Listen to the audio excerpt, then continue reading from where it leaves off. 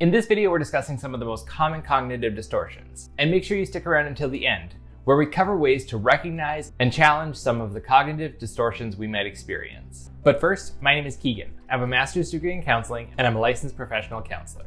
I make videos like this to help you better understand various concepts in the world of psychology, counseling, and mental health. Keep in mind that engaging with this channel does not constitute a therapist-client relationship. This content is for educational and entertainment purposes. This does not substitute or replace professional mental health care. Before we discuss what the specific distortions are themselves, we need to define what cognitive distortions are overall. According to the American Psychological Association, they are faulty or inaccurate thinking, perception, or belief. Cognitive distortions occur automatically and can be difficult for the person experiencing the cognitive distortion to notice them on their own without some help. This is one of the reasons that therapy is often helpful for people, as they can start to more easily see and recognize some of the distorted ways of thinking that they're experiencing. An important concept to understand is that cognitive behavioral therapists tend to believe that there's a real version of the world and what's going on in this version of the world. They also believe that people have their perception of the world and what's going on in the world, and that this is something that can be separate from what's actually happening in the real world.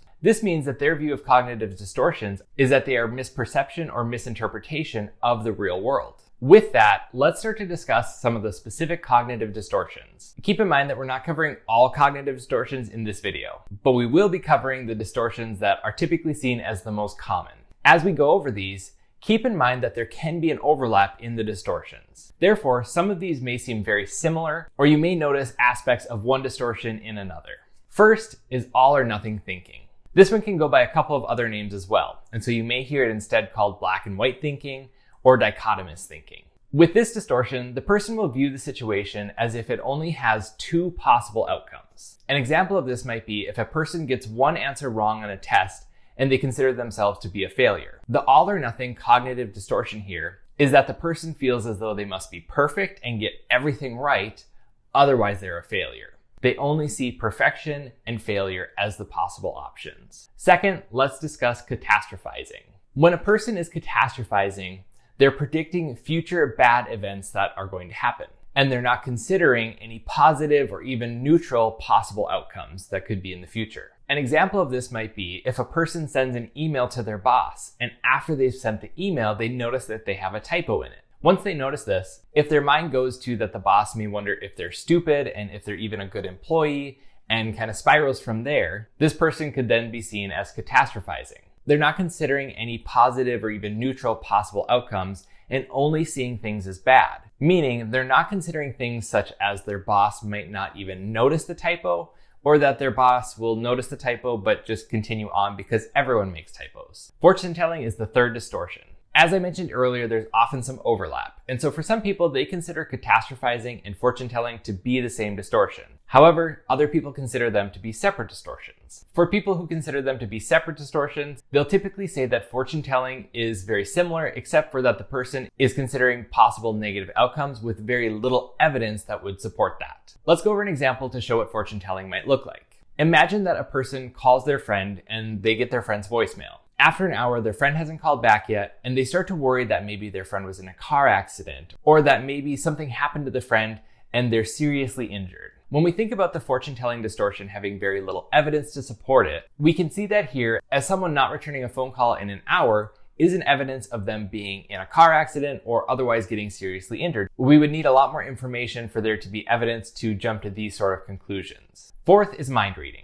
As the name suggests, the mind reading distortion is where a person's automatic thoughts seem to be reading the minds of other people. And this mind reading is happening without any evidence to support those actual thoughts. For example, if someone sees another person whisper into a third person's ear, and they start to think that those people are talking about them, and that those two people must not like them, and this then increases their anxiety and maybe even makes them want to leave the event that they're at, this could be seen as the mind-reading distortion at play. They have no evidence what these two people were whispering about, or that it's even about them themselves. But the cognitive distortion is that this is something that comes into their mind automatically. The fifth distortion is disqualifying or discounting the positive. With this distortion, the person does not pay attention to or give the appropriate weight to positive information. In other words, they're not giving the positive information in the situation equal weight to the negative information. If we think of an example of this distortion, it might be that if someone gets a compliment on a new shirt they're wearing from a coworker, their thoughts may go to things like the coworker just noticing the shirt is new and complimenting because of that, or even that the coworker only complimented the shirt because they actually didn't like it. In other words, the person is not giving the compliment on the shirt because they actually like the shirt. The distortion here is that the person is obviously not giving the compliment itself any weight, and their mind is misperceiving that compliment as somehow a negative thing. Next are magnification and minimization.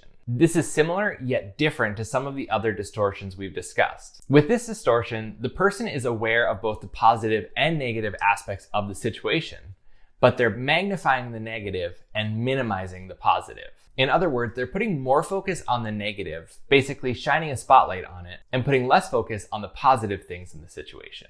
Imagine that somebody had some guests over to their house and made some pasta for the guests. One of the guests compliments the pasta, and the person that made the recipe then responds that it was nothing. It was just a quick and simple recipe that they threw together quick. We see the magnification and minimization in the cook's response. By saying it was a simple and an easy recipe that they just threw together quickly, they're magnifying something that they're maybe seeing as a negative or a bad part of what they did, that they didn't put a ton of time or effort into what they made. And overall, they're kind of ignoring the compliment, which is minimizing the positive part of the situation. Seventh is selective abstraction, or sometimes called the mental filter distortion. With this distortion, rather than looking at the big picture and all the various parts of the situation, the person will only focus on and pay attention to a negative detail in the situation.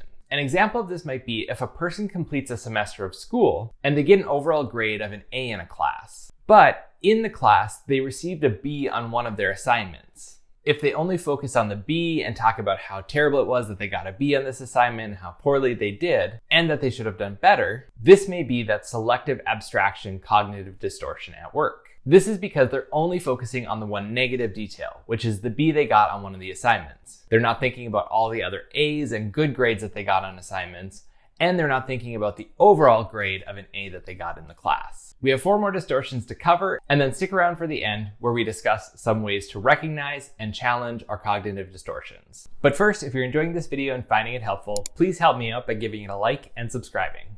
Overgeneralization is the 8th distortion. With this distortion, the person makes broad and sweeping statements or conclusions about a situation based on very little evidence or information on that situation.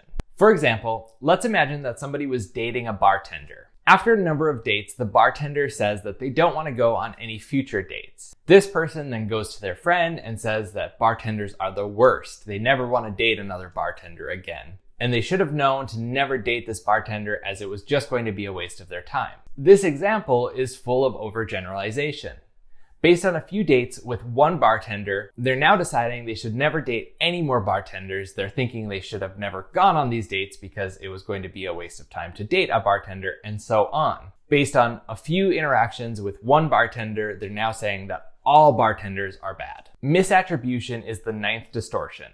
This is where a person puts the blame for something on the wrong thing, and they also don't give other possible explanations enough consideration. Let's look at an example of this one to help it make a little bit more sense. Imagine that a person was assigned to give a presentation at work with a coworker that they've had no other interactions with. These 2 coworkers work together some to put together the presentation, but overall it's relatively brief and they didn't have to do too much work before to get ready for it. On the day of the presentation, the coworker ends up being 15 minutes late for the presentation. The person then has these thoughts that the coworker wanted them to fail at the presentation.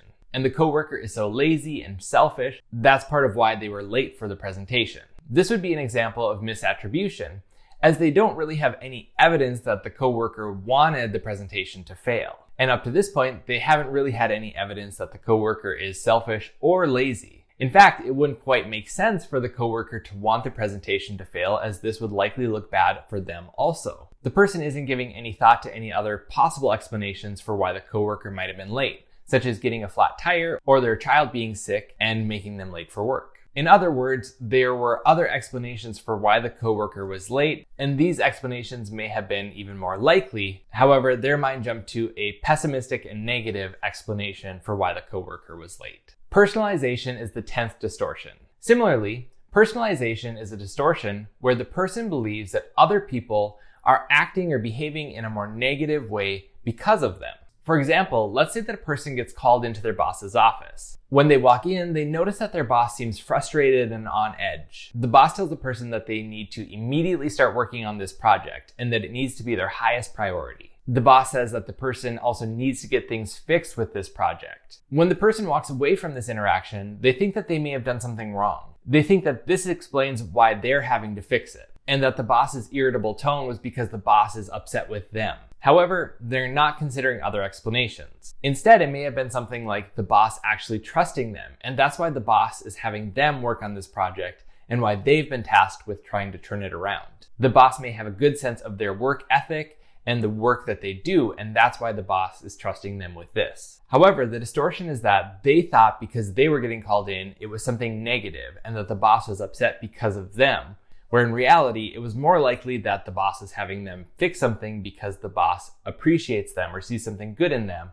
and that it was actually a coworker that maybe messed something up. Next, the final distortion is called emotional reasoning. This distortion is where a person believes that something is a specific way because they feel it's a specific way, such as thinking something is true because they feel that it's true, or thinking that something's bad because they feel that it's bad. This is an emotional reasoning distortion because the person is feeling nervous or bad about the presentation coming up, and therefore they think that they're going to do bad on the presentation because they're nervous. However, being nervous about a presentation is a very normal and typical response before somebody gives a presentation. And certainly this does not mean that somebody's going to do terrible on the presentation.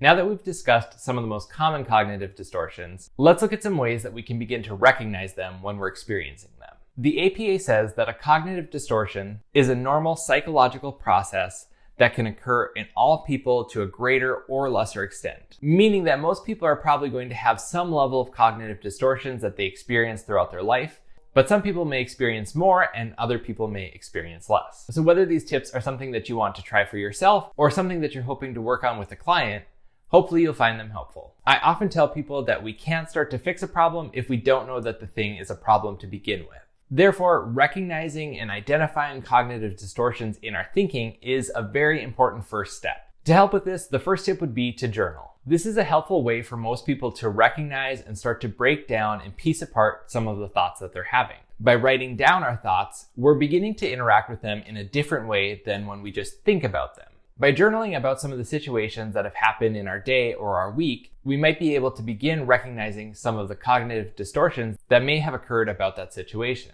And as you do this, keep in mind that the distortions will often overlap, and that there might even be more than one distortion that's happening. A second tip is to examine the evidence. This is something that you can do as part of your journaling exercise or just do mentally in your own mind. Either way, find a situation that's been a source of frustration, annoyance, or otherwise is just bringing about some negative feeling, as this is often a good place to start. Then write down or think about some of the different negative thoughts that you've had as a result of that situation. As you figure out some of these different negative reactions and thoughts from the situation, start to look for evidence that might support them. The next step can be a little bit trickier because you don't want to look for evidence that only supports the negative thoughts. You also want to look for evidence that might go against them. By looking for evidence that supports or goes against the thoughts that we're having, we might be able to begin to piece apart some of the distortions that are happening and have our thoughts start to be less distorted and more in line with the real world. A third tip is to pay attention to the words that you're using. If you catch yourself using words like always, never, should, or must, these are often a red flag that a cognitive distortion is happening. It's pretty uncommon for something to always be the case or to never happen, and so it can be helpful to question where that belief is coming from. Likewise, if we feel that we must or that we should do something, it may be worth examining where that belief comes from as well. And as a final tip, when you notice a cognitive distortion happening in your thinking, call it out. You don't need to do this out loud, but try to name what cognitive distortion you believe might be happening. This might be something as simple as telling yourself in your own mind that I'm noticing that I'm catastrophizing, as I'm feeling like I need to read over this email again to make sure there's no typos so that my boss doesn't think I'm stupid. Just noticing and naming the cognitive distortion that you might think is happening can be really helpful for giving yourself more balance. If you want to take it a step further, you may even try to find evidence that's more neutral or positive to try to put even more balance into the situation. This might be giving yourself simple reminders like everyone makes typos, I've already checked this, and I'm sure that it's fine. or even if there were a typo, it likely wouldn't be a big deal. So those are some common cognitive distortions, as well as some tips that may be helpful in starting to recognize and challenge the cognitive distortions we can experience. Were there any distortions that weren't mentioned in this video that you'd like to learn more about? Let me know in the comments. That brings us to the end of this video. I hope that you found it helpful. While you're here, make sure that you check out some of the other videos on my channel. Thank you so much for watching.